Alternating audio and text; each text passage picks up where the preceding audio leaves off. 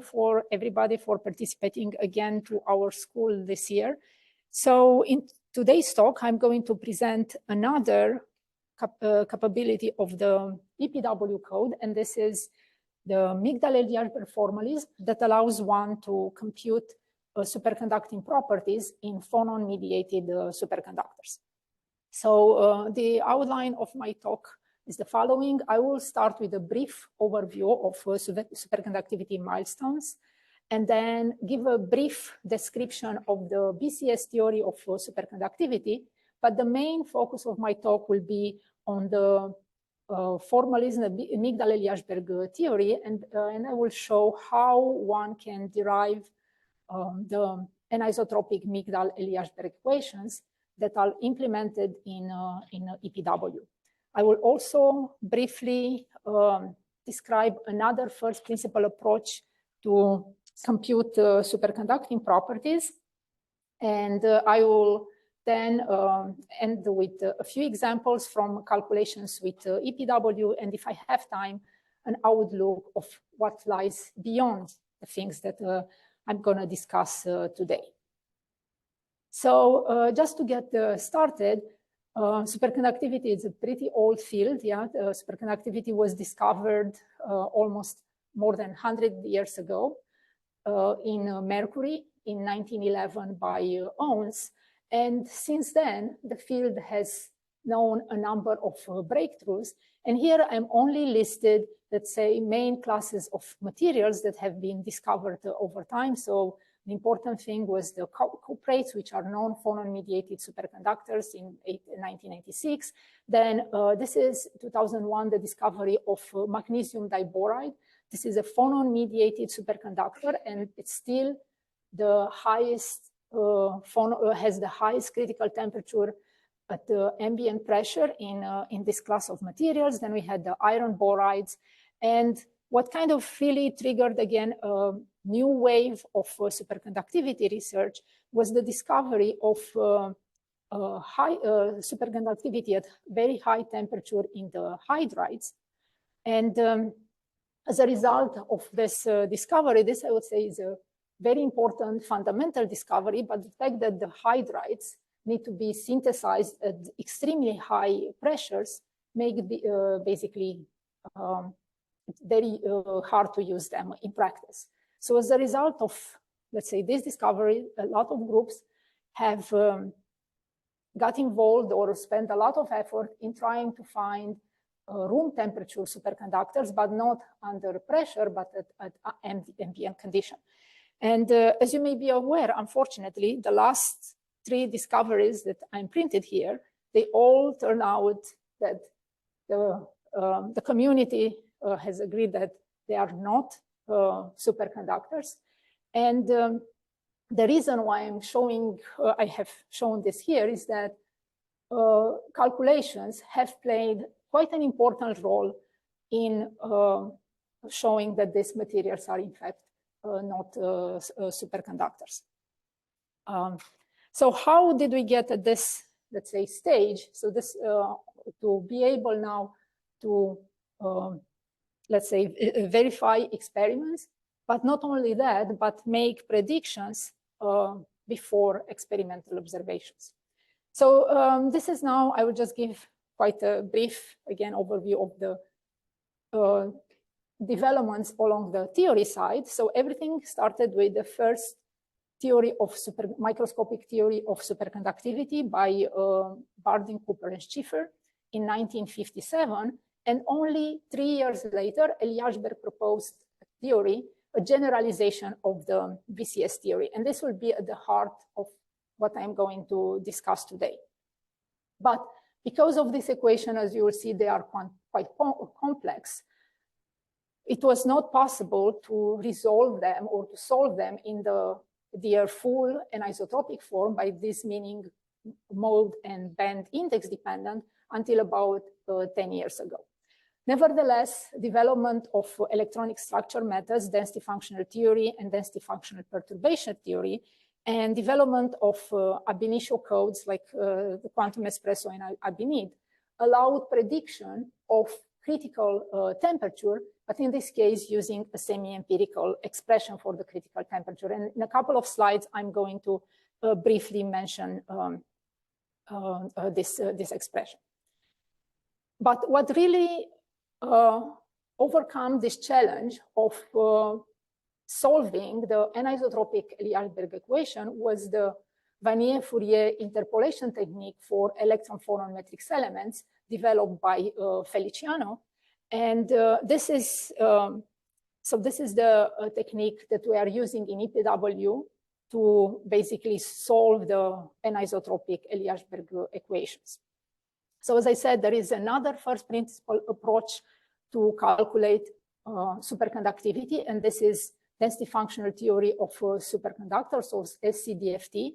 And this approach, as far as I know, is implemented in this code SCTK.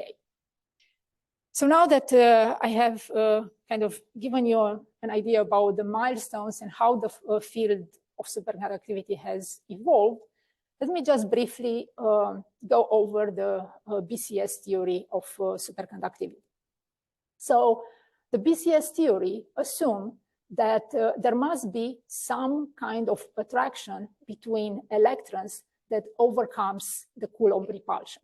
And in phonon-mediated superconductors, this attraction is mediated by the lattice vibration, so in other words, by phonons. So diagrammatically, we can represent this in the following way. So let's say that we have an electron with momentum K that emits a phonon of momentum Q, and this phonon is quickly absorbed by another electron at momentum minus K. Here I didn't put the spins, but this would be an electron with state spin up, and this would be with spin down. And basically, once this electron has emitted a phonon, it will go in a new state K prime, and this one will go, once it absorbs a phonons, it will go in a new state minus with momentum minus K prime. So effectively, what happens is that the two electrons scatter on each other by exchanging a phonon. And for this process to happen, it means that the K prime minus K prime states need to be, this pair of states need to be empty and need to be in the vicinity of the Fermi surface. So what the BCS theory predicts is that what we'll have an opening at the gap in the normal valence band of a matter. So basically, since electrons are fermions, they need to obey Pauli exclusion principle, but these Cooper pairs, they behave as bosons. So as a result, they can condensate in the same energy state. So as a result of this condensation, a band gap will open in the valence band, and this can be reflected in the density, what we call quasi-particle density of states. So in this case, there will be a peak in the density of states right below here at the top of the gap.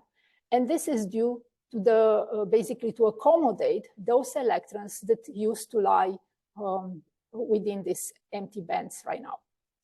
So this gap is temperature dependent and can be found by solving the BCS gap equation that takes the following form. So here delta, this is the superconducting gap. This E and K is the quasi-particle excitation energy, which depends on the normal state eigenvalues, the Kohn-Shim eigenvalues in DFT with respect to the Fermi energy and the superconducting gap. And this V here is just a pairing potential. And what is more important is, since I said the gap is temperature dependent, it will have this decay as a function of temperature. So it has a maximum value at 0 Kelvin, and the gap vanishes at TC. So beyond this point, the gap closes. So in other words, we transition back from the superconducting state to the normal metallic state where we have no gap in the band structure. So the BCS theory describes in detail the phenomenology of superconductivity but it remains a descriptive theory. So it's basically material independent. For all the materials, it predicts this relation between the superconducting cap and the critical temperature, and also does not account for retardation in the electron-phonon interaction. So in other words, it treats the electron-phonon interaction as instantaneous. So I said that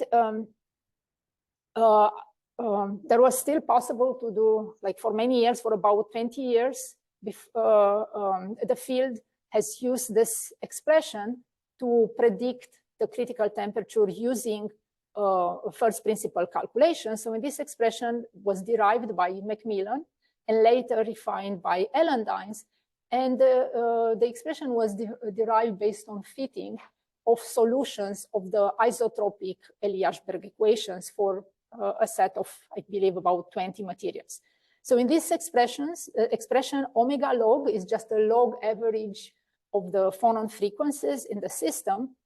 Lambda, that was already introduced, if you remember yesterday in Feliciano's talk, is an average, double surface average of the electron-phonon matrix elements on the Fermi surface. So this describes the strength of the coupling between electrons and phonons. And mu c, it's a semi-empirical potential that we call Coulomb pseudo-potential, and typically for a lot of materials, this parameter works well between 0.1 and 0.2. So recently, there also been another expression derived for the critical temperature. So this is a machine learning model. And in this case, these two factors, there are some specific expressions that you can find in this paper, but these two factors depend on mu star, lambda, and basically some expression based on the isotropic Eliashberg spectral function. So the advantage, as I said, of this type of expression is that they can be easily calculated. Once all you need is the electron-phonon matrix elements or this lambda or an Eliashberg spectral function, and you can obtain that with quantum espresso or Abinit. And the expression works very reasonably well for isotropic superconductors. So if you want, let's say, just to screen and to understand if materials have potential to be a superconductor, this is a good starting point, but it doesn't have the full power prediction of the Eliashberg formalism. And also you only are going to have information about the critical temperature. So you are not going to know if, let's say, your material may be a multi-band or an isotropic superconductor. And the only, let's say, approximation in this thing is the Coulomb interaction through this mu star C. So the next, let's say the following slides will be quite heavy on math. So I will try to explain the steps that lead us to the anisotropic Migdal-Eliashberg equation. And as we have seen in Feliciano's talk and Samuel's talk, at the heart of the problem, we have the Green's function. So the only difference in this case is that for the superconducting state, in order to describe the superconducting state, the Green's function is in fact a generalized 2x2 matrix, and is used to describe not only the propagation of the electronic quasi-particle, but also of the superconducting Cooper pairs on an equal footing. Yeah, so in this case, as before, tau is the Wick's time ordering operator. This parenthesis here just shows that this is an average, thermal average on the normal state, and psi is a two-component field operator, that one component is the annihilation and the other is the creation of a particle, of an electron. So if you now replace this two-component field operator in the expression for the Green's function, we can find this 2x2 matrix. So in this case, this is the same thing as the previous slide, only I colored. So now in this case, we can identify that the diagonal elements are nothing else but the normal state Green's function. So in other words, they describe single particle electronic excitation. So you see that you create and annihilate a state, while the off-diagonal terms that are shown in red, these are called the anomalous Green functions, and they describe Cooper pairs and amplitude. So if you look, it either destroys or it creates a Cooper pair. Yeah, and that's kind of analogy, if you remember the diagram that I showed in the beginning, that you have two electrons in a state and they get into another state, K prime. So now we are not going to work in the imaginary time. It's more advantageous to work what we call on the Matsubara frequency or imaginary frequency. So in order to do this, we use the fact that G is periodic in tau and can be expanded in a Fourier series. So this I omega j that I'm going to refer to them quite a lot or a few times in this talk, these are called the Matsubara frequencies. And as you see, they depend on the temperature. Yeah, so they have a temperature dependence. Like before, if you were in tau, there was no temperature dependence. And this is just the same matrix, but only now shown in the Matsubara frequency and not in the imaginary time. So now we have kind of seen how the Green's function looks like. Yeah, we know that it's a 2x2 matrix, but we don't really have them at this point. So in order to find the anisotropic Migdal-Eliashberg equation, we need to start with the pairing self-energy. And this is very close to the self-energy expression that you saw yesterday in Feliciano's talk. So so in this case, we are writing down, keeping two terms. Also, the first term is the contribution that comes from the electron-phonon matrix elements. So this is like the Phan-Migdal self-energy in the normal state. And then we have the second term that comes from the Coulomb interaction. And this is like a GW self-energy.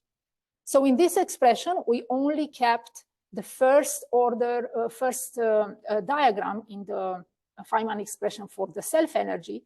So in other words, we did not keep any vertex corrections, they were neglected. And basically we are assuming that the system is adiabatic. And this is called the Migdal's theorem. And this theorem rests on the assumption that all the terms that we are neglecting are of the order of the square root of the electron mass to the ion mass, which is proportional to the ratio of the frequency, like the bifrequency and the Fermi energy. So typically, this ratio is quite small. So this is a good approximation. But in systems where this approximation breaks down, one needs to go beyond the adiabatic approximation and will need to include vertex correction. Yeah, so at least the first order term is the second order term in the diagram, which involves two phonons. So starting from the self-energy, so this is from this picture, I just wrote the equation mathematically. One thing that I forgot to mention here is that the phonon, this is the Dress phonon propagator, and the Coulomb interaction, in principle, you can have here also a frequency dependent. They are on very different scale. So the scale on which the electron or the phonon is important is at the scale of the biphonon frequency. So this is a few 100 milli-electron volts, but the Coulomb interaction is on the scale of the plasmon frequency. So this could be 10 electron volts or so. So this will require some further approximations that I am going to mention later. So now we have an expression for the self-energy. We have a starting point. And what we need right now is to basically find an expression for the Green's function. So before doing that, one approximation is that we assume that we are only taking the phonon propagators as a bare phonon propagator. So in other words, there is no renormalization from unharmonicity or non-adiabaticity. If this is important, then you need to take here the full phonon propagator. And we can, if we take these two terms together, this is going to describe basically our electron-phonon interaction. And this can be written in terms of what we call the anisotropic electron-phonon coupling strength. Yeah, so this is the analogy of the lambda that I just showed before, but that lambda is a double average of this quantity. Yeah, you average over k and k prime here, which will be k plus q. So the key right now is basically to solve this equation self-consistently. But in order to do this, we need to find an expression for the Green's function. And to do this, we need to remember that the Green's function obeys a Dyson equation in Matsubara space. And so here, in this case, this is just the non-interacting Green's function. Again, compared to the normal state, we are always working with 2x2 matrix elements. So this is why now this is expressed in terms of Pauli matrices. So if you were in the normal state, you are just simply would ignore this taus. Yeah, this will be just one. And sigma is our pairing self-energy. And in superconductivity, in order to proceed further, we basically write this self-energy as a linear combination of three scalar functions in terms of the Pauli matrices. And later on, it will become more clear what these quantities are. But this is basically the mass renormalization function. Yeah, this is related to the to lambda, to electron-phonon coupling strength. Again, you have seen, you saw this expression, an expression for Z yesterday in Feliciano's talk. This is just a simple energy shift. And here, this is delta is the superconducting gap function. So basically, we are going to find expressions for this equation. So if we are now inserting this sigma into the Dyson equation and we invert this, this matrix, we are going to get an expression for the Green's function. And again, I'm just highlighting right now in blue and red the normal state and the normal state Green's function and the anomalous state Green function. Yeah, so if you were to compare this with self-energy in the normal state, you will get exactly like this. And the second term vanishes if you go in the normal state. So in that case, you are going to basically have just a diagonal matrix. So this case is just the same expression for G, but written in a more compact way in terms of the Pauli matrices. And now, since we have an expression for G, we can plug it in the self-energy, and we will get this equation. And as I said, what we want to do is we are going to solve this self-consistently. You see that on the left, we have some quantity that depends on NK. And then on the right, we have quantities that depend on K plus Q. That was similar to what we've seen in transport. And in order to identify equations for Z, chi, and delta, we are going to use our original expression where we said that we decompose the self-energy. Yeah? So now if we just simply equate the scalar coefficients for tau naught, tau 3, and tau 1, we end up with three equations. Yeah? So this is the three equations that we call the anisotropic Migdal-Eliashberg equations that we need to solve iteratively in order to find Z, chi, and delta. Since this equation have contain scattering processes, not necessarily on the Fermi surface, we call this the full bandwidth approximation. The three equations will need to be supplied by a fourth equation, which is the number of particles, the number of electrons, in order to find the Fermi energy.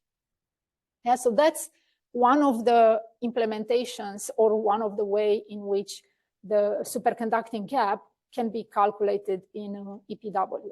And this form with three equations was only implemented a few years back.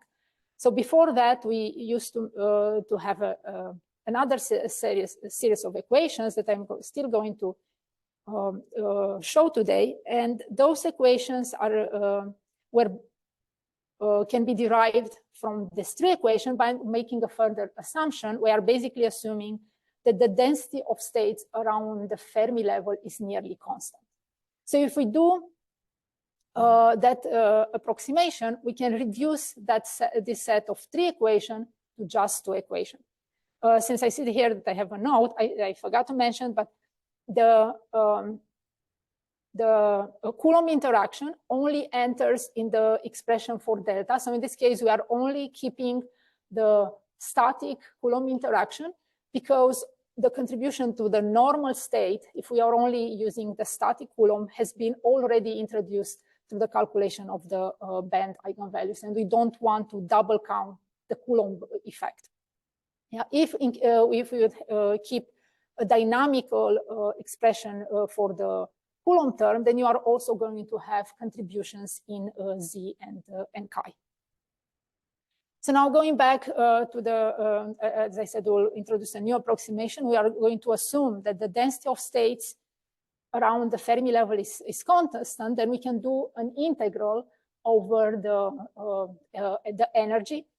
So in this case, the expression for chi vanishes because the function is odd in omega j, and we are only going to have to solve two equations.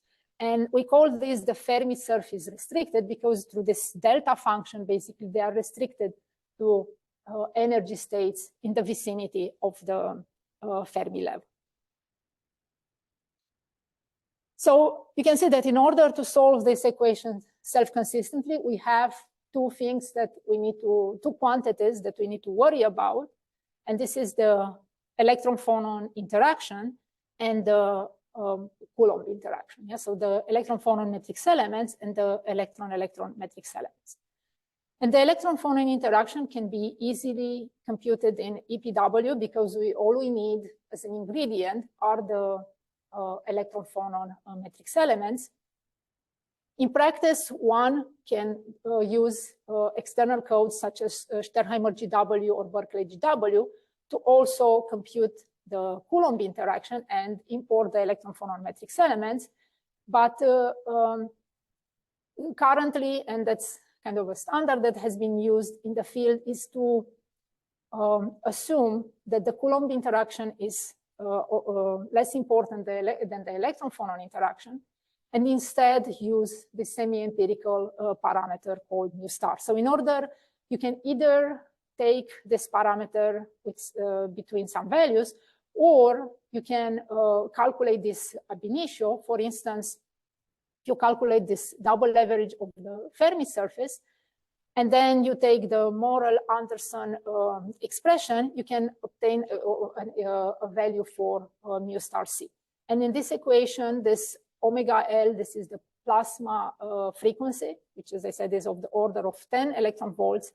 And this will be the largest phonon frequency. So what this basically approximation does is that it reduces or it renormalizes the Coulomb potential to the energy scale of the electrons. As I said, the Coulomb interaction is in general, you will, in order to account for the Coulomb interaction, you will need to include states further away from the Fermi surface, and you will also need to include Matsubara frequencies that are at the order of at least 10 electron volts in the summation.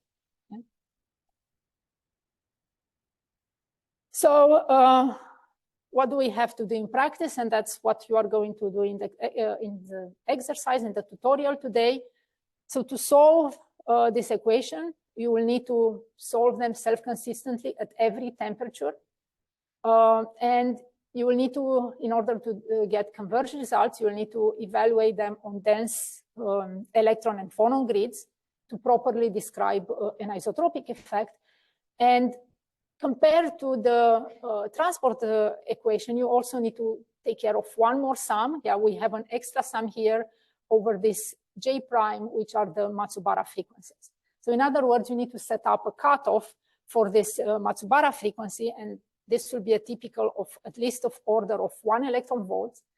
And the thing is that, as I shown in the expression, these Matsubara frequencies depend on temperature. So lower the temperature that you want to compute, more points you need to take care of. So let's say, for an instance, if you want to calculate the temperature of 1 Kelvin with a cutoff frequency of 1 electron volt, you will need approximately 2000 frequency points. But if you want to go to a temperature of 0.1 Kelvin at the same cutoff of 1 electron volt, you will have roughly 20,000 points. So this heavily increases the computational cost of solving the Eliashberg equation with uniform grids.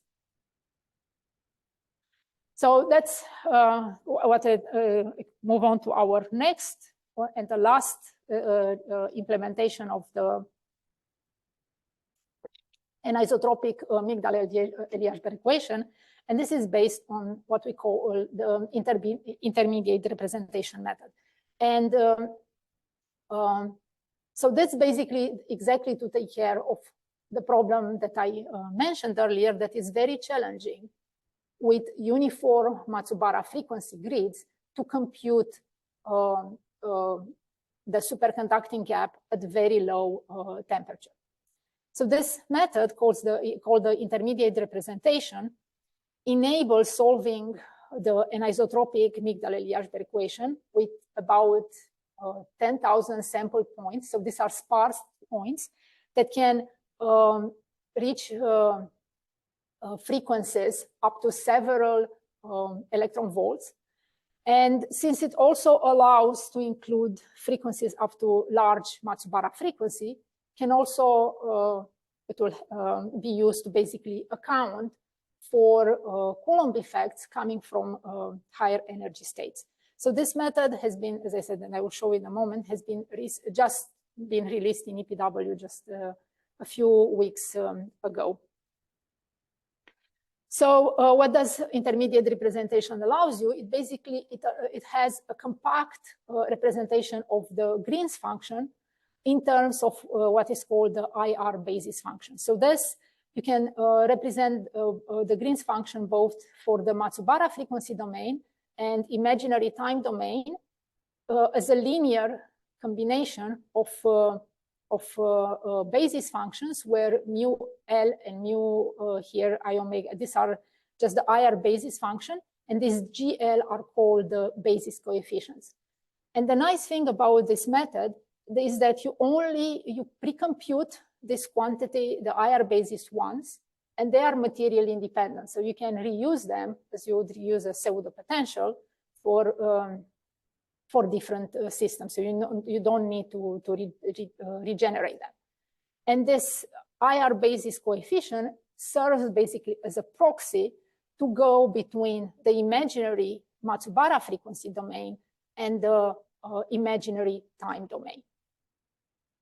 Yeah, so now just I think a couple more slides with heavy equations. So this implementation, in order to work with the IR basis, we need to recast the anisotropic Migdal-Eliashberg equation, these three equations. We need to recast them in terms of Green's function. So basically in terms of the normal and anomalous Green's function. So in order to do this, we can see very easily that if we take the left-hand side of these two equations and we sum them up, this gives us nothing else but the normal self-energy. And this last equation, it gives us what we call the pairing self-energy, yeah, the Cooper pairs. And if we do the same on the right-hand side, these two terms, if we sum them up, this is nothing else but our normal Green's function, yeah, what I showed earlier.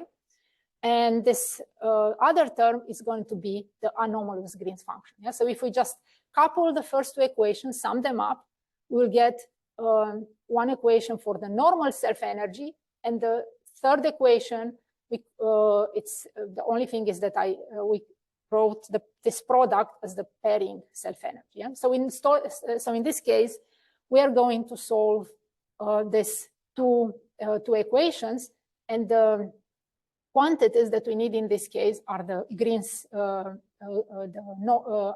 normal and anomalous Green's function that are expression based on z, chi, and delta. So what happens in practice in the code? You need to solve this iteratively. First, before you solve it iteratively, you need to follow this flow chart. So we start with a guess for z, chi, and psi in this case. And then we compute first the normal, anomalous, and the interaction in the imaginary domain. We then obtain just an inverse, if you do an inverse matrix transformation, you can get the IR basis coefficients. Once you get the IR basis coefficient, you can go to the same quantities in the time domain. And then you can calculate these cross-white products that enter in this expression. Yeah. Then you get again the IR basis coefficients for x. You transform them in the imaginary frequency, and finally you get back to the normal and the pairing self-energy in the Matsubara frequency space. And you repeat this until you reach convergence in chi. Yeah, so you do this self-consistently until your new and old, the difference between your new and old self-energy is below a threshold that you decide for convergence. So just to summarize, I know there have been many equations, but all you have to, if you don't remember any of this equation, just remember that basically if you solve the Migdal-Eliashberg equation on the imaginary frequency axis, you can obtain the superconducting critical temperature and the superconducting gap. If you want other quantities like spectral properties, for instance, the quasi-particle density of states or single particle excitation spectrum, you will need to go back to the real space. So in other words, you will need to do a continuation of the superconducting gap from the imaginary domain to the real domain.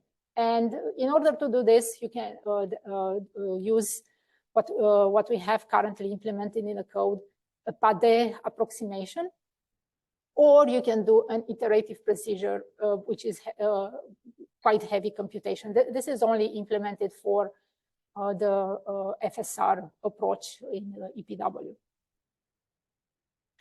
So if you have now, let's say, the Green's function on the real axis, you can obtain, for instance, you can have some information about elemental excitations of a superconductor. Yeah, so this is the diagonal term. So the poles of this diagonal term, the real part of the pole gives the quasi-particle energy renormalized by the superconducting pairing, and the imaginary part will give the quasi-particle inverse lifetime due to the superconducting pairing. And if we take the pole at the Fermi level, we can identify what we call the superconducting, the leading edge of the superconducting gap. Yeah, and this gap is basically the binding energy of electrons in a Cooper pair. So basically it tells us how much energy you will need to supply to break up a Cooper pair. And this is, in fact, the first superconducting calculation that we perform, an isotropic superconducting calculation that we performed with EPW back in 2013 in the case of MGB2. Yeah, so this, you can see that in MGB2, we recovered the two-gap structure where the lower gap comes from the pi states and the upper gap comes from the sigma states. Other quantity that you can obtain from the real Green's function is the superconducting quasi-particle density of states. So in this case, you take a integral over the energy and you do an average over the Fermi surface, and you obtain plots like this. Again, you've seen similar plots yesterday in Feliciano's talk. And this is again the case of magnesium diboride. This different color curves are the quasi-particle density of states for different temperatures. So again, you can see the two peak structure with the two peaks coming from the pi and sigma states. And finally, you can in principle also obtain spectral function. So this is the spectral function in calcium Cc in the normal state.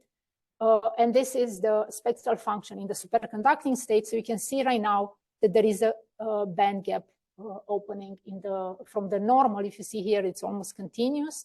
And now here there is a small gap that has opened. Just one slide on a density functional theory for superconductors. So in this case, the central equation, there is only one equation that one needs to solve. So this is resembles, if you remember, the BCS gap equation. So delta here is also the superconducting gap function. Z is this renormalized, the mass renormalization function, as in Migdal-Eliashberg formalism, and that accounts for electron-phonon interaction. And then we have this kernel, kappa, which accounts for both the electron-phonon and electron-electron interaction.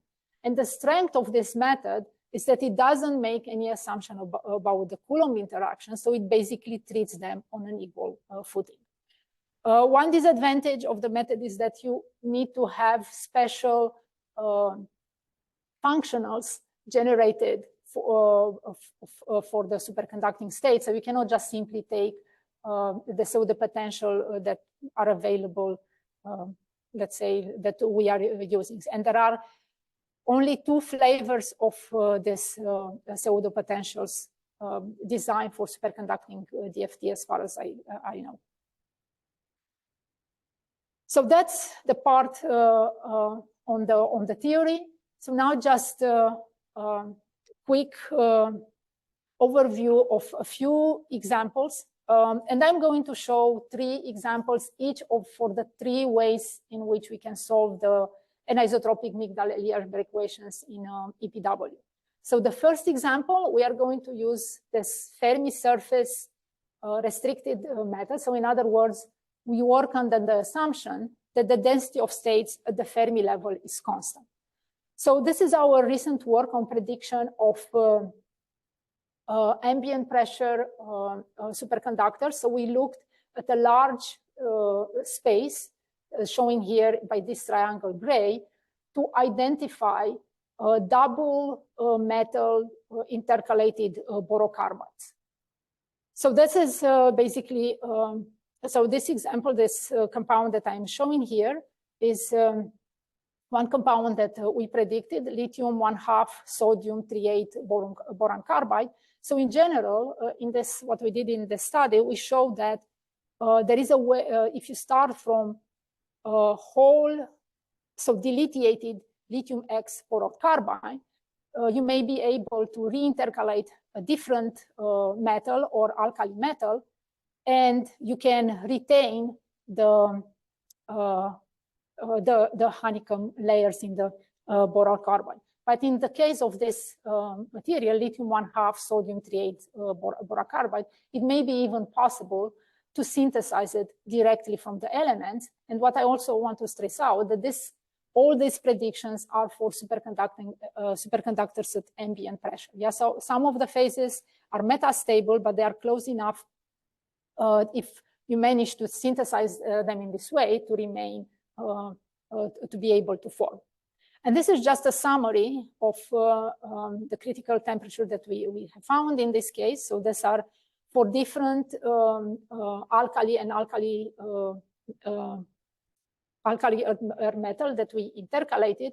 And in all cases, we predict two band gap superconductors with critical temperatures ranging between 45 and 73 Kelvin.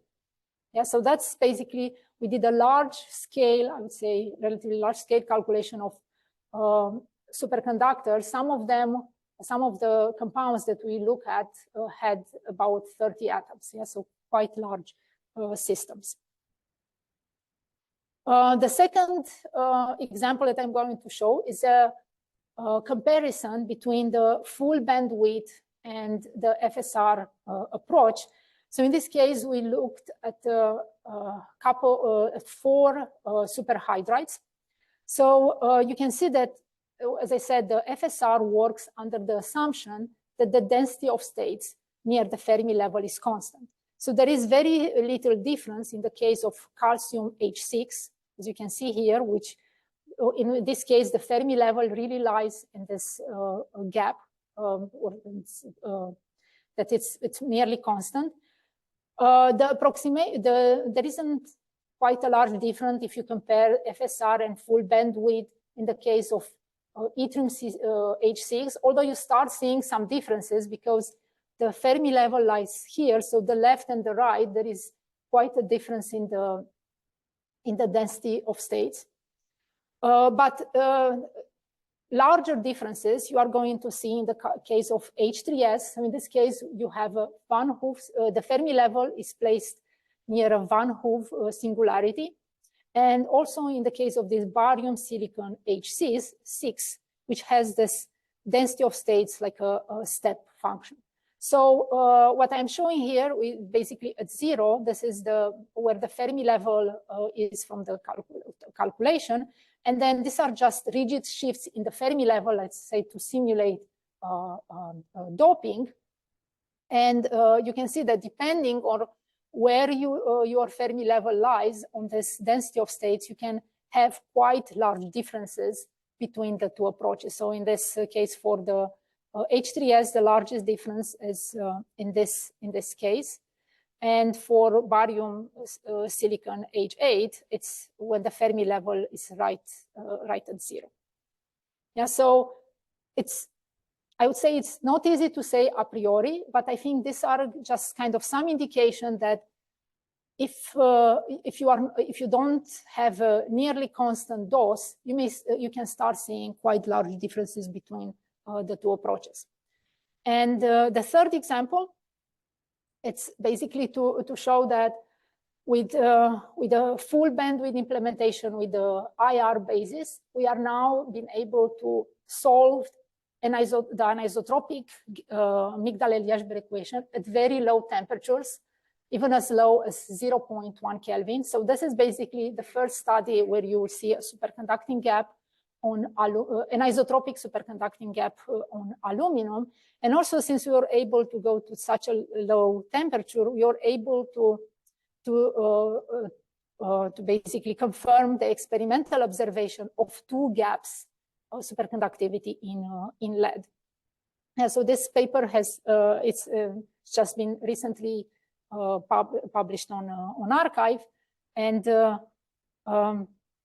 this implementation will hopefully also allow us to start taking into account Coulomb effects. How much time do I still have? Oh, okay. So I still have time to go over an outlook of what I have not talked really today. I just mentioned briefly the importance of the Coulomb interaction. And this is a very nice study that has compared superconducting DFT with the Eliashberg formalism. So the black dots here, these are experimental data. And with blue here, we see when the static Coulomb interaction was taken into account. So you see that already has a very good comparison with the experiment, and this importance of including Coulombic effects when solving the Eliashberg equations. Another effect that we have not discussed, but it's important in many superconductors, is spin fluctuations. So this is a study where we show that the inclusion in spin fluctuation in monolayer niobium diselenide drastically reduces the critical temperature. Then anharmonic and non-adiabatic phononic effects can be important. Yes, so this is a study again, especially anharmonic effects are very important in hydrides. This I don't have to go into detail because luckily Zengluli is going to talk about the GW perturbation theory on Friday. So many times DFT matrix elements or electron-phonon coupling is underestimated on oxides. And finally, as I mentioned in the beginning, in cases where the phonon and the Fermi energies are on the same order, the Migdal-Eliashberg approximation breaks down, and one should include higher order effects. And the first diagram that will need to be included is this diagram that includes two phonons. So with this, this is the end of my talk. So the take-home messages are the Migdal-Eliashberg equation can be obtained from a rigorous many-body framework, and they provide the framework provides a well-defined scheme for modeling superconducting properties from Fermi's principle, and the standard implementation can be expanded to include additional effects. Thank you.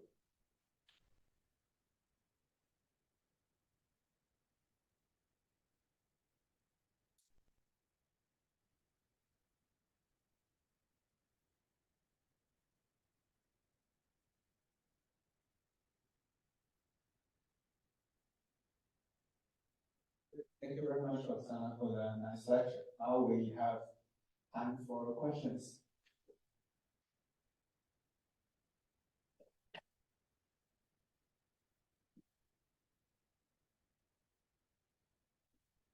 The electron-phonon interaction, for that, so we need the wave-phonon calculator and the electron-phonon matrix. So we learned how to calculate electron-phonon matrix. But how do you calculate the wave-phonon propagator in PW? So I can show you the expression. You don't have to do anything specifically. It's already taken care into the equation. It only depends. Let me go back to the slide. There was the expression for it. So I think just a few more slides. I will get there.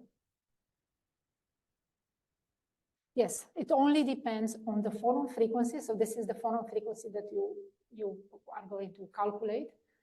You obtain them, and these are just the Matsubara frequencies. So you don't need to do anything extra. So can you calculate the Eliashberg special function in any way from that? Yes, that is calculated. I will show this in the tutorial just before the hands-on. I will have the expression in that tutorial. Yes, yes. So this is the full Eliashberg spectral function is just a double integral over the Fermi surface of this lambda multiplied with the delta omega minus omega q roughly. So that's a quantity that is calculated.